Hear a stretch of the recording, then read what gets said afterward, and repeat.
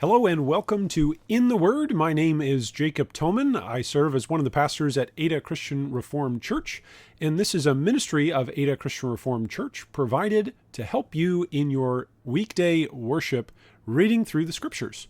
This week we'll be reading Genesis chapters 41 through 45. What is your favorite dramatic climax to a fictional story?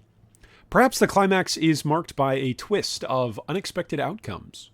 In these chapters of Genesis that we're reading this week, we see a dramatic twist that has all of the grace of God to sinners on display. All of Joseph's years of suffering and enslavement are revealed to have been the pathway for Egypt and many other people, including his long-estranged family, to be saved from famine. These chapters reveal God's care and grand plan that far exceeds our limited perspective. Through the dreams of Pharaoh and their interpretation by Joseph, God's plan is at work in Genesis 41. Through the famines causing global economic and hunger crises, God's providing hand is on display in Genesis 42.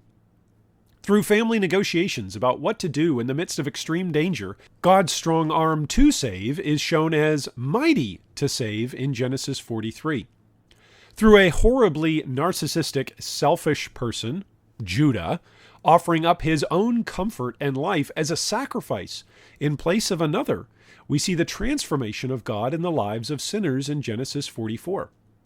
We see God at work through the unifying tears and forgiveness offered by Joseph and his own testimony that God has sent me ahead of you in Genesis 45, verse 7. God had been orchestrating all things to see that his plans and covenant promises would be fulfilled. The family, political, and interpersonal dynamics on display in these chapters expose a great deal about humanity. Fear and disturbance are common, even among rulers, as showcased by Pharaoh's initial response to his dreams. Needs often drive human decisions, whether that is a need for comfort, as is in Pharaoh's case, or a need for food, as in the case of Jacob and his family. Human priorities generally get ordered by what we believe or consider to be the biggest need at the moment. That is a proverbial truth about humanity that carries across language and centuries of human history.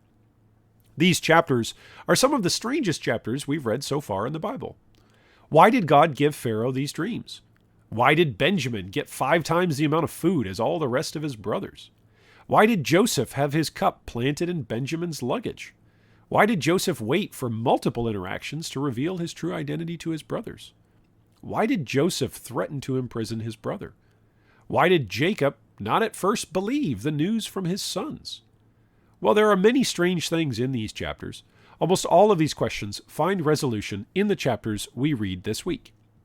What answers do you find as you read regarding these strange things? Drop me an email or let's chat together after church. I'd love to hear your thoughts.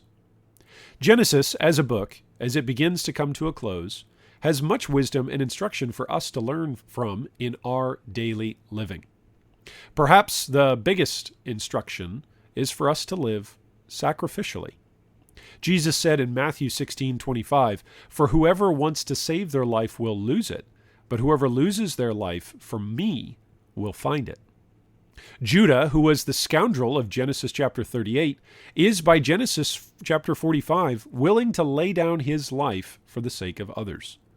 Joseph, though he was abused in ghastly ways and subjected to slavery and false accusations, he lived to be a blessing for others. You too, whether you are a scoundrel or someone abused in ghastly ways, or are someone in between, can find true life through faith in Jesus Christ. This faith comes to us as a gift, as Christ laid down his life for all who call upon his name in faith. If you have any questions about anything that we're reading in the Bible, you can always reach out to me, Pastor Jacob at adacrc.org. Thanks so much for joining us. I'll catch you next week, right here at In the Word.